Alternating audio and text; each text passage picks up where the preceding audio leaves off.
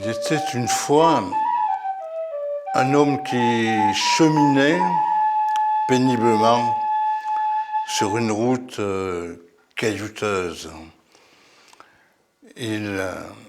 Cet homme paraissait grand, peut-être c'était à cause de son grand chapeau ou de son grand manteau, ou alors de son grand bâton de berger sur lequel il s'appuyait, ou de cette grande besace qu'il portait en bandoulière, mais dans cette besace, il n'y avait plus de victuailles, il n'y avait plus de pain, il n'avait plus une goutte d'eau.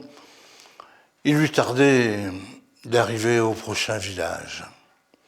Et là, il cheminait sur cette route qui montait en pente douce, et arrivé au sommet, il aperçut en contrebas un joli petit village. Un petit village avec son église, sa mairie, son école, bordé par une petite rivière. Il descendit par le chemin, franchit le petit pont qui emmenait au village, et là, il accéléra le pas pour arriver à la première maison à laquelle il frappa à la porte. Toc, toc, toc. Nul ne répondit.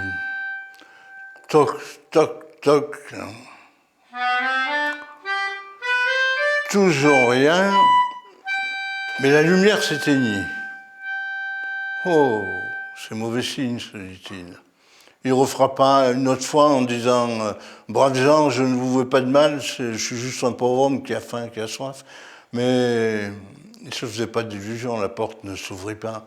Alors il se dirigea vers la deuxième maison, et avant qu'il n'y arrive, les volets se fermèrent. Clac, clac.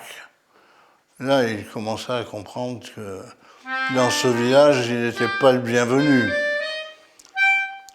Il allait aller vers la troisième maison et il vit que les volets se fermaient aussi. Il dit « Bon, ça va, j'ai compris ».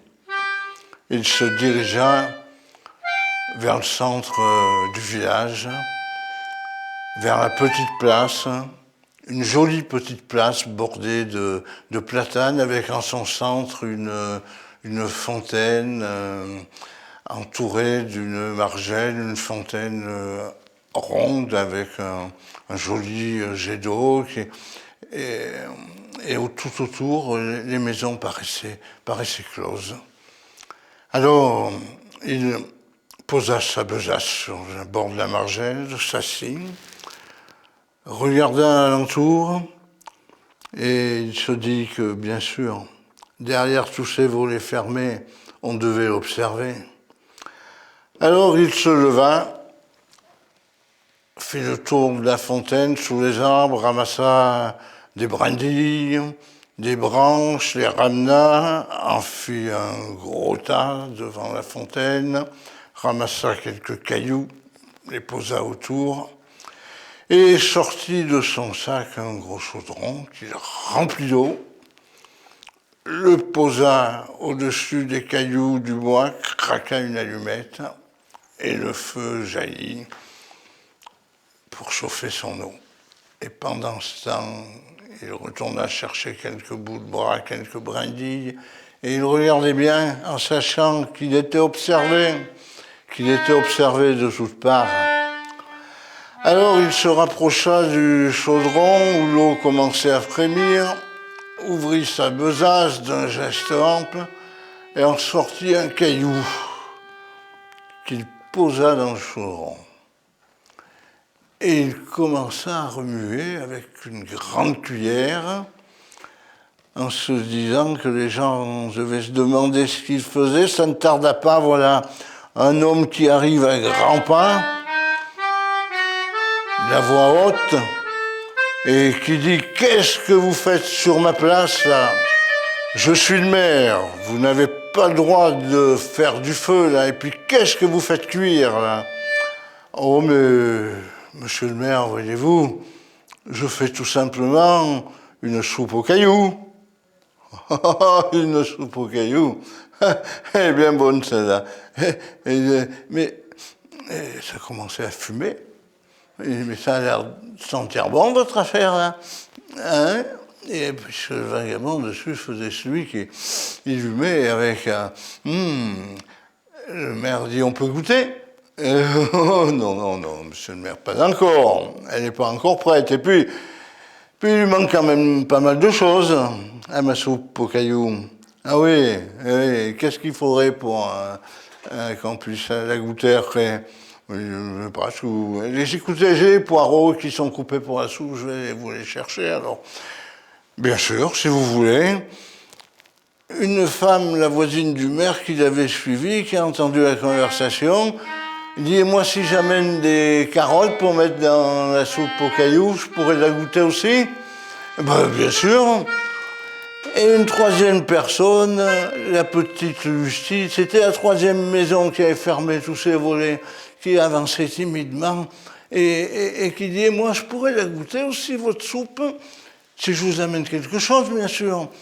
Oui, bien sûr. Mais vous amenez ce que vous voulez. Puis, je vais vous amener des lardons. Et puis les voilà, partis, tous les trois. Et en partant, ils croisèrent, bien entendu, des gens qui posaient des questions, disant qu'est-ce qui se passe? Oh, c'est le maire qui fait une soupe avec l'homme là-bas, et on peut amener ce qu'on veut pour mettre dedans. Et puis voilà, ça fait le bouche à oreille, et tout le monde partit chercher des victuailles.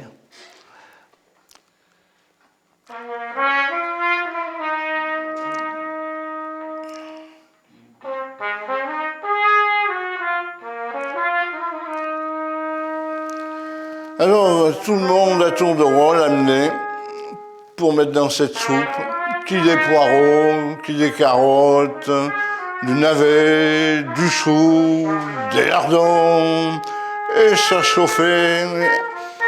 Et cette fois-ci, la soupe avait vraiment une bonne odeur. Et tout le monde avec lui envie, c'était de la goûter. Alors le maire dit, ben on la goûte alors la soupe. Bien sûr, dit l'homme, si vous voulez. Il faudrait que vous ameniez des bols. Oui, on va les chercher. Il dit au cantonnier, allez chercher des tables, des chaises, on va s'installer. Puis vous, allez chercher vos bols et vos cuillères, on va la goûter la soupe. Et les voilà qui s'installent. L'homme met le chaudron sur la table. Tout le monde se sert. Et tout le monde prend un plaisir à goûter cette soupe aux cailloux qui a un goût extraordinaire. Comme si elle amenait de la bonne humeur, de la joie. Elle fut très vite finie, la soupe. Mais, entre-temps, l'un avait dit, je vais aller chercher un bout de saucisson. L'autre avait dit, je vais chercher du pâté. Un autre avait amené du jambon. Le boulanger avait amené du pain. La boulangère, une grande plaque avec une pompe aux pommes. Et c'était un véritable petit festin qui commençait à se faire après la soupe aux cailloux. Et puis, même entre-temps, certains avaient été chercher des instruments de musique et commençaient à jouer. Et les gamins couraient partout autour de la fontaine, poursuivis par les chiens. Et bien sûr, il faut dire que le forgeron avait amené un tonneau de 30 litres et du bon vin. Alors là, ça avait amené un petit peu plus de joie et de bonne humeur, bien sûr. Et il y avait à ces agapes là une immense gaieté et tout le monde mangeait à satiété. Et notre homme, lui, assis en bout de table, avait bien mangé, était repu, avait bien bu. Et le maire vient s'approcher de lui et lui dit, vous savez, monsieur, elle était vraiment bonne, votre soupe aux cailloux. Mais vous avez une recette pour faire une soupe aussi bonne, aussi joyeuse? Et l'homme dit, non, monsieur le maire, j'ai pas de recette, voyez-vous. Pris son chaudron qui était vide. plongea la main, retira son caillou. Le maire, il dit, ah, c'est ça alors le secret? Oh non, monsieur le maire, c'est pas le secret le caillou, c'est pas le secret de la soupe au caillou.